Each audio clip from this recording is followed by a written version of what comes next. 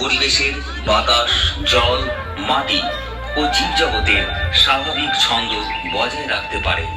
তাই আসুন আমরা সবাই মিলে বায়ু দূষণ, জল দূষণ, মাটি দূষণ, শব্দ দূষণ, আলো দূষণের হাত থেকে পরিবেশকে রক্ষা করি। আসুন আমরা পরিবেশকে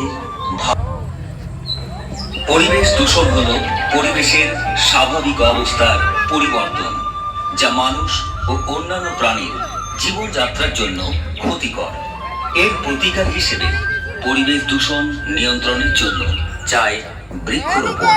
তাই জনসচেতনতা বৃদ্ধি করা প্রয়োজন। পরিবেশকে রক্ষা করি, বৃক্ষরোপণ করি। মৈত্রী সংসদের 25তম দুর্গা পরিবেশ দূষণ হল পরিবেশের স্বাভাবিক অবস্থার পরিবর্তন, যা মানুষ ও অন্যান্য প্রাণীর জীবনযাত্রার জন্য ক্ষতিকর। ওদের রজত জয়ন্তী বর্ষে রাখতে পারে।